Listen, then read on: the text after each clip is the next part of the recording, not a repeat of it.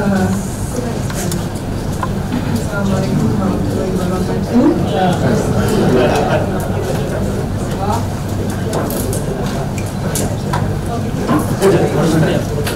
Recording in progress. Assalamualaikum warahmatullahi wabarakatuh. Salam sejahtera untuk kita. Terima kasih hadir saudara-saudara semua. Saya mau membahas ini bahwa organisasi inisiatif gagal pemilu ini sebenarnya merupakan bagian yang diperlukan dari ekosistem demokrasi digital kita. Seperti yang disebut oleh Mbak Bibip tadi, bahwa potensi pelanggarannya itu sangat berdasar dan berbahaya sekali, gitu ya. Nah, bagaimana kita memanfaatkan partisipasi masyarakat di dalam model partisipatif digital sekarang? Kita udah tahu bahwa anak muda itu atau masyarakat yang mungkin juga tak boleh ikut juga,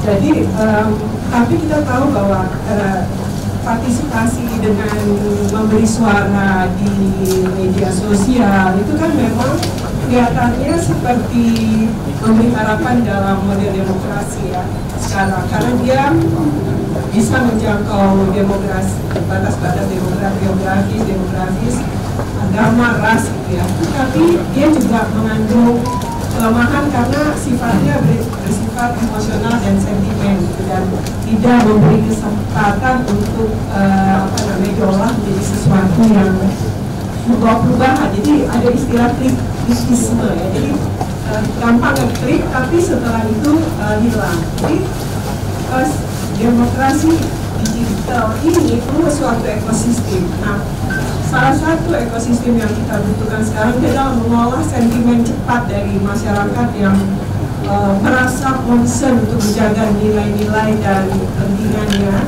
tapi modelnya lain sekarang. Nah, sekarang ini Jaga Pemilu merupakan sebuah organisasi yang akan mengolah partisipasi masyarakat tersebut dan memperjuangkannya pada tingkat sistem agar masyarakat itu diketahui dan dilindungi hak dan kepentingannya. Jadi menyadarkan bahwa pemilu itu bukan soal adu kekuatan, mengembalikan lagi spirit itu, menghormati value yang ada hidup di dalam masyarakat, kita memberi semacam wadah itu. Jadi ini merupakan satu bagian dari ekosistem partisipasi digital untuk menjaga demokrasi kita, bahwa pemilu itu sebenarnya pintu masuk untuk rumah yang mengolah kesejahteraan. Jadi harus membangun rumah yang tepat dan kita memberi wadahnya melalui organisasi ini. Ini merupakan suatu perlengkapan. Jadi mereka gampang mengklik dan mudahkan oleh sistem. Kemudian organisasi ini akan mengolahnya dan memperjuangkannya ke tingkat sistem, tingkat yang lebih luas. Tentu nanti bersama-sama dengan organisasi lain yang merupakan bagian dari ekosistem baru, termasuk saudara-saudara, teman-teman jurnalis yang mempunyai biasanya sekarang semua udah pakai digital juga ya, versi digital medianya ya. Mohon kita semua menjadi suatu ekosistem yang baru, sesuatu yang bersifat kecurangan, karena ini kita akan tentang suatu pintu yang memasuki rumah untuk mengolah kesejahteraan kita, bukan untuk adu kekuasaan yang entah kemana nanti arahnya bangsa ini, gitu bisa dibayangkan masa depan kita, anak-anak kita. Terima kasih. Itu aja. Terima kasih. Kemudian teman-teman wartawan tadi jadi ikut disebut. Jadi saya harus bilang juga bahwa ini terbuka untuk semua warga negara Indonesia, artinya buat teman-teman jurnalis yang di lapangan itu juga bisa terlibat secara aktif dengan login, apalagi teman-teman wartawan ya, yang memang juga setiap hari melakukan tugas-tugas liputan saat itu. Pemilu 2019 untuk teman-teman yang waktu itu belum liputan, itu kelompok wartawan membuat yang namanya mata massa. Itu juga aplikasi yang gunanya untuk teman-teman pers melaporkan dan juga publik melaporkan pelanggaran-pelanggaran yang terjadi. Nah, sebagai matanya rakyat, jadi teman-teman wartawan ya kita minta juga untuk aktif melaporkan dugaan-dugaan pelanggaran yang terjadi. Selain dalam liputan beritanya, itu yang butuh effort tinggi kan, bikin berita. Ini effortnya nggak banyak, jadi bisa turut berpartisipasi. Berikutnya saya akan ke Profesor Sulistiawati Indianto. Beliau adalah guru besar hukum antropologi hukum Universitas Indonesia. Dia 2 orang UI di sini, 1 ITB ya, 3 orang UI. Jadi, nah sebetulnya kita undang-undang juga.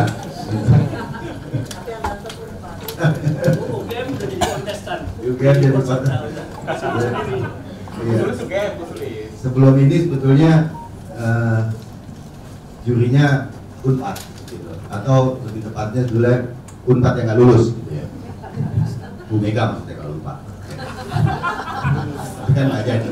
Oke, saya ke Prof. Sulis untuk memberikan kepada kita beberapa hal, utamanya adalah mengenai bahwa ini kan pemilu ini berjalan, tadi ditegaskan oleh baik Bibip maupun Bung Ian, sebagai satu tradisi berdemokrasi yang berjalan di atas satu aturan hukum. Tapi aturan hukum kerap-kali kan punya masalah di dalam pelaksanaannya. Nah, bagaimana kita melembagakan satu, anggaplah kultur berdemokrasi ya. Ini agak muluk sedikit, tapi maksudnya jaga pemilu ini kan salah satu alat untuk kita memajukan pelembagaan demokrasi tadi yang berasal dari inisiatif warga, rakyat.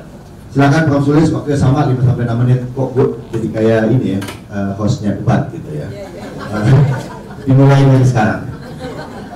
Terima kasih Bang Alif. Teman-teman semua, selamat siang. Saya ingin memberikan pendapat akademik saya sesingkat-singkatnya. Mengapa jaga pemilu ini perlu ada? Apakah ini suatu keniscayaan? Saya ingin kembali lagi kepada persoalan yang sedang kita saksikan hari ini, soal politisasi yudisial dan berbagai kecurangan itu. Apakah itu merupakan budaya kekerasan yang kita semua tidak merasakan bahwa itu sebenarnya adalah budaya kekerasan yang menancap di benak kita gitu.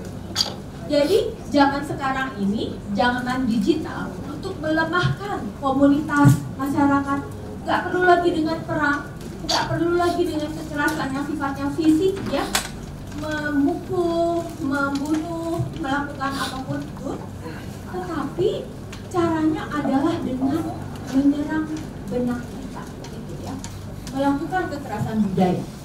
Dimulai dari politisasi yudisial, putusan MK, putusan aman itu, lalu kemudian berbagai pembuatan atau perumusan undang-undang dan amandemennya. Bagaimana misalnya undang-undang cipta kerja, kita lihat apakah uang politik yang dipakai untuk kampanye dan lain-lain berasal dari misalnya korporasi tambang yang melakukan deforestasi hutan. Itu nggak bisa diapa-apain karena ada undang-undang cipta kerja gitu. Kemarin ada di viral juga bahwa sudah ada revisi undang-undang ITE yang pasal-pasal karetnya masih tetap ada gitu. Itu akan menguntungkan siapa dan merugikan siapa itu ya. Lalu juga pengabaian terhadap kecurangan pemilu, lapor ke Bawaslu, lapor kemana-mana ya, apakah itu ditanggapi secara memadai? Kemudian meniadakan simbol itu bagi urusan kebudayaan jadi elemen yang sangat penting. Meniadakan simbol orang lain, baliho-baliho orang lain, ya, tapi sambil memasifkan penyebaran baliho kontestan tertentu, ya. Lalu juga stalking kampanye orang lain. Artinya ada kampanye dari suatu kontestan, besoknya didatengin tempat itu, ya. Lalu juga intimidasi kepada para birokrat. Kemarin juga viral tuh Pak Wayan Koster sudah diancam untuk tuduhan korupsi. Juga kepala-kepala desa ya, yang mereka sebenarnya juga sudah mengalami pengerahan kepala desa dengan iming-iming nanti masa kepemimpinannya akan diperpanjang gitu ya. Politik uang dan segala macam netralitas kepalsuan itu, apakah itu budaya hukum atau bukan? Saya mau mengambil konsep Galtung, seorang tokoh sosiolog yang sangat dirujuk banyak sekali, termasuk oleh ilmuwan hari ini tentang budaya kekerasan.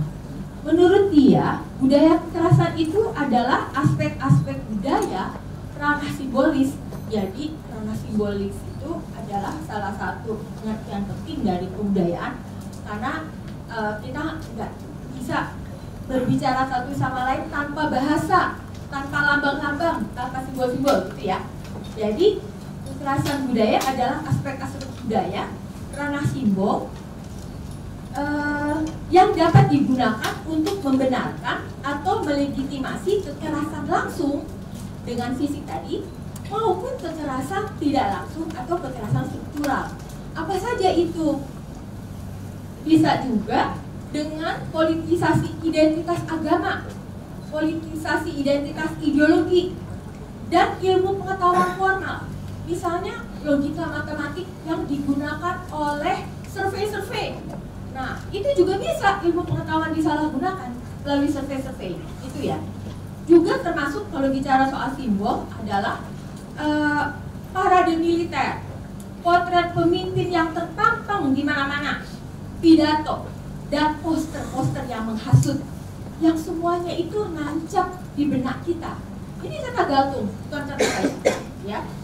Nah, jadi ilmuwan yang hari ini itu membenarkan Galtung dengan mengatakan bahwa kekerasan budaya itu tidak harus dalam bentuk perang, penyerangan fisik, direct violence, tetapi juga berupa indirect violence atau structural violence ya, dan dilakukannya terhadap individual agency, kolektif, kita semua nih masyarakat kolektif, dan penyerangannya itu sustain, terus menerus ya, untuk bisa melemahkan nilai-nilai, ide-ide, dan peranan-peranan kita masyarakat sipil yang mengharapkan pemilu jujur, adil, apalagi terbuka gitu ya, tetapi kita semua dilemahkan nilai-nilainya.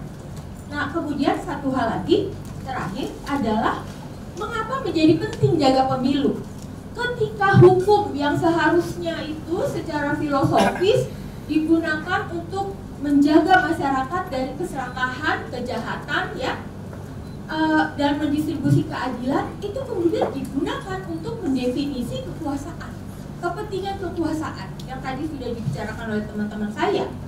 Lalu kalau begitu artinya kita sudah tidak menjadi negara hukum, kita menjadi negara kekuasaan, karena pilar-pilar di dalam negara hukum itu sudah dicoba untuk diruntuhkan dan nampaknya berhasil ya. Pilar pertama, prosedural formal. Kalau bikin hukum itu nggak bisa sembarangan, mesti ada proses-proses demokrasi dan lain-lain ya. Dalam langkah-langkah yang ada teori-teorinya itu dilampaui semua. Kemudian yang kedua itu dalam hal substansi harus dipastikan bahwa hak-hak dasar, hak-hak asasi manusia dijamin di dalam undang-undang. Dalam hal ini kita kehilangan hak kebebasan berekspresi, kebebasan berpendapat ya. Lalu yang ketiga, ada mekanisme kontrol di mana ada independensi pengadilan untuk memastikan mana yang boleh dan tidak boleh, mana yang pantas dan tidak pantas, itu semuanya sudah tidak ada. Maka artinya hari ini kita merasa penting untuk memunculkan bersama-sama dari haribaan masyarakat sipil mekanisme pemantauan pemilu yang kita jaga bersama, kita gunakan bersama, karena kita tidak bisa mengharapkan lagi negara yang harusnya memastikan itu semua, tapi kita tidak dapatkan, maka kita harus sendiri mengupayakannya. Sejarah mengatakan bahwa Indonesia itu selalu berhasil melampaui masa-masa sulit, masa-masa gelap oleh karena perjuangan masyarakat sipil. Jadi kita harus memulai hari ini. Terima kasih.